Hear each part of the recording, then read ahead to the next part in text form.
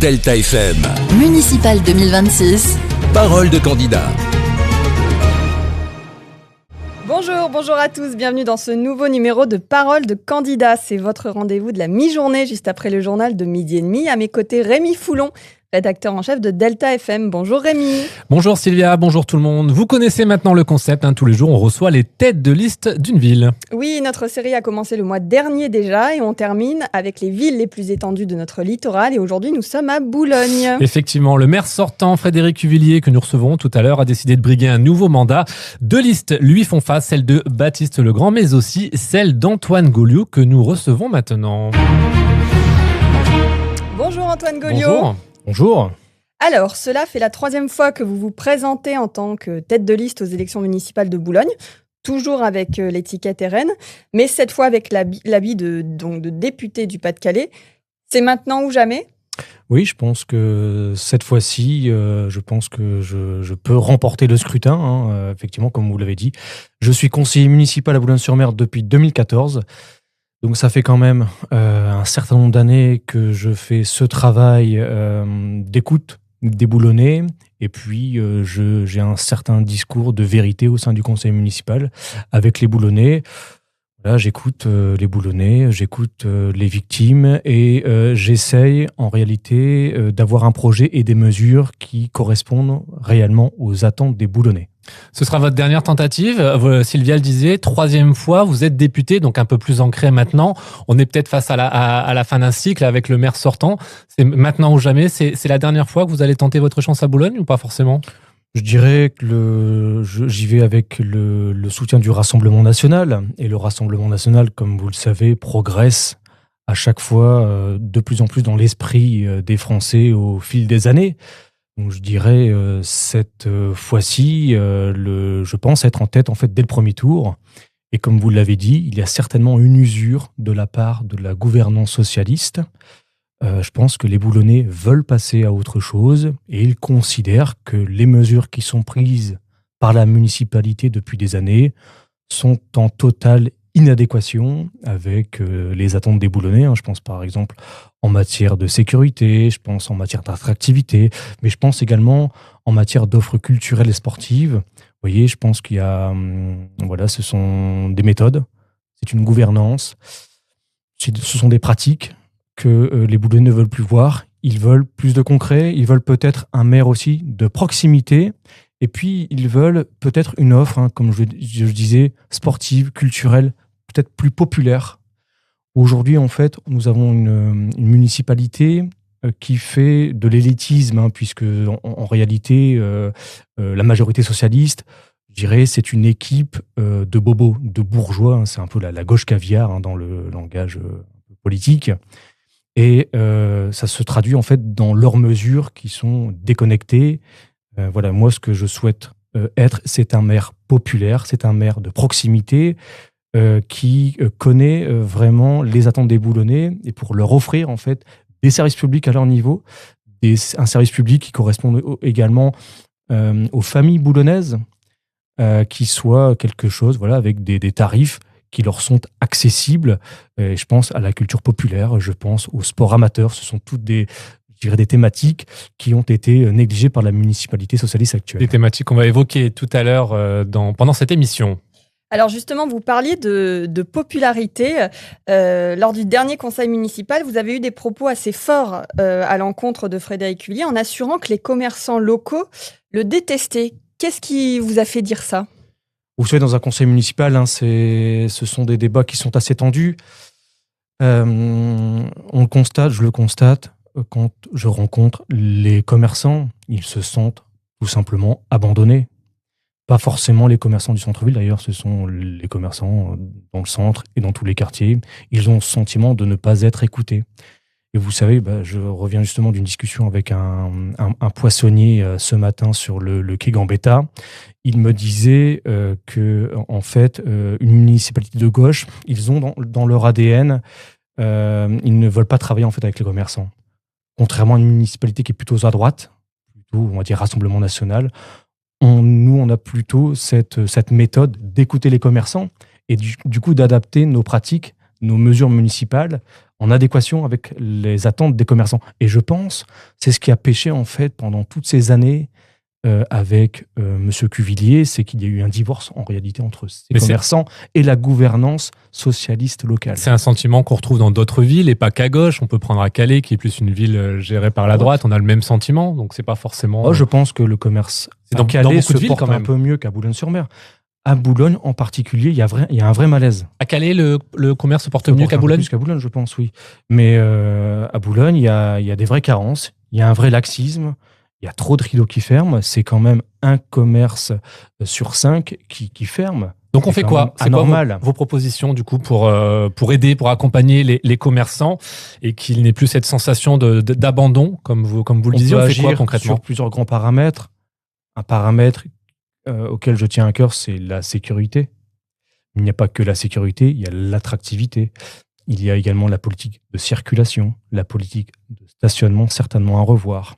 Il y a également l'offre culturelle, il y a également les animations, peut-être plus des animations. Mais on fait quoi concrètement du coup dans vos mesures ? La police municipale. C'est pas normal d'une ville d'importance comme Boulogne-sur-Mer ne soit pas dotée d'une police municipale. Donc je serai le maire qui va mettre enfin sur pied cette police de proximité qu'attendent réellement les Boulonnais. Avec plusieurs brigades où il y a plusieurs fléaux. Il y a par exemple le fléau des rodéos qui perdure depuis des années. Les rodéos, c'est quand même une sacrée problématique.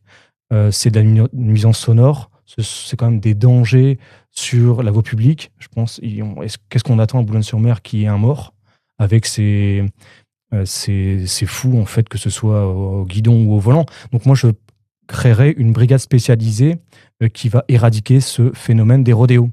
Après, je pense, vous savez, malheureusement, Boulogne, c'est aussi connu pour sa mendicité, pour son alcoolisation sur la voie publique. Le centre-ville, ce n'est que ça, malheureusement. Et ça apporte clairement préjudice sur le commerce. Donc, vous voyez, ce sont ces paramètres-là sur lesquels je veux agir pour redonner un peu d'une dynamique, une certaine attractivité à Boulogne qui pêche un peu actuellement. Alors, pour finir avec le commerce, on va aborder un cas concret dont vous avez récemment parlé, le centre commercial Liane. On fait quoi pour le relancer, ce centre commercial ? Mais je vous remercie pour cette question.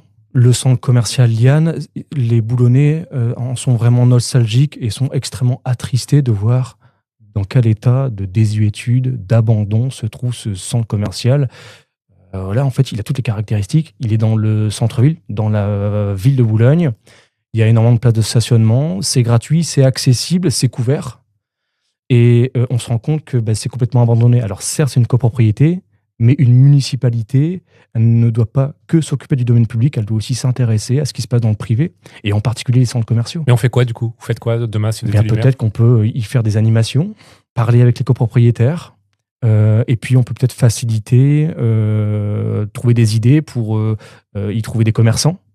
Un commerçant qui ferme, on peut peut-être leur indiquer qu'il y a ce centre commercial. La municipalité a une volonté de cette renaissance du centre commercial de la Liane. Donc, vous voyez, il y a toute une politique d'incitation, remettre ce centre commercial dans un cercle vertueux. Et puis, vous voyez, il y a aussi le sujet de l'insécurité qui est permanent. Il y a beaucoup de squats. Enfin, ça craint, en fait, quand on écoute les Boulonnais, quand on est de Boulogne.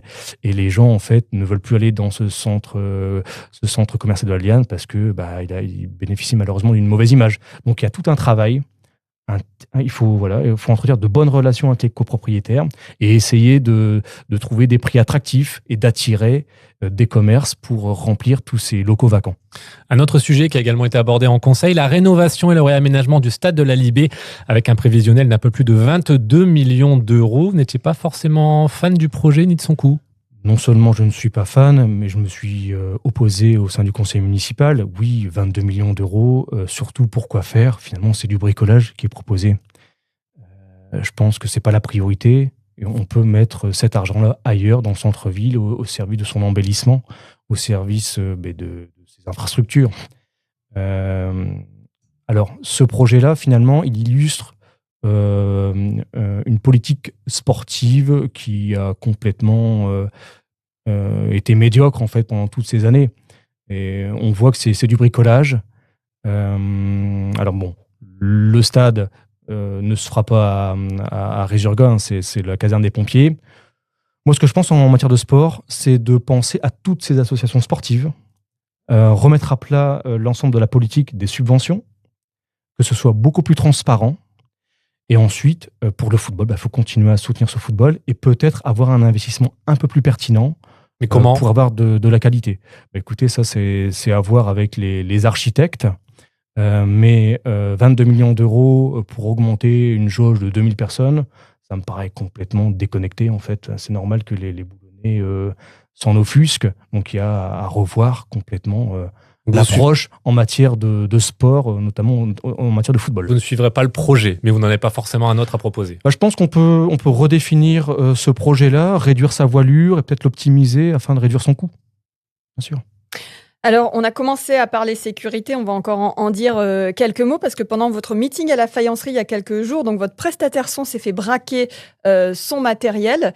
Dans une vidéo, justement, vous avez dit que vous alliez mettre l'accent justement sur le volet sécurité. Vous nous parliez à l'instant d'un renforcement vraiment ou d'une mise en place d'une police municipale.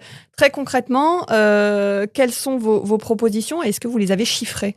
Alors, police municipale, oui, mais en fait, il leur faut des équipements, des outils d'appui. Moi, je pense à la vidéoprotection.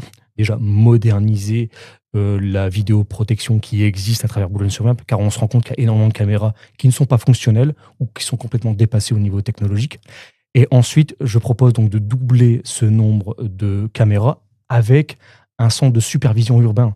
Le CSU, certes, c'est un coût, mais c'est extrêmement efficace en matière de retour d'informations. On a un personnel qui veille en fait les caméras 24 heures sur 24 et 7 jours sur 7. Ça donne des infos à cette nouvelle police municipale que je vais créer et on va augmenter en fait les délais d'intervention et on va réduire de facto en fait la délinquance. Donc la police municipale, la vidéoprotection et le centre de supervision urbain, ce sont des outils que je mettrai en place dès ma prise de fonction. Pour un coût de combien ? Pour terminer. Ça a un coût, mais ça a un coût. Hein. Moi, en fait, il faut compter un policier municipal pour 1000 habitants, donc on est à 50 effectifs. Mais le coût n'est pas encore établi de coût. On est à 5. Si, j'ai pu le chiffrer. Mais en tout cas, moi, mon objectif, c'est un peu comme ce qui se passe dans toutes les mairies du Rassemblement national. On rétablit la sécurité, on a des projets d'investissement dans tous les domaines et on réduit la fiscalité. Donc moi, ce sont ces 3 caps que je souhaite tenir et mettre en place à Boulogne-sur-Mer. Très bien, ce seront donc les mots de la fin. Merci Antoine Gauliot d'avoir répondu à nos questions. Je vous remercie.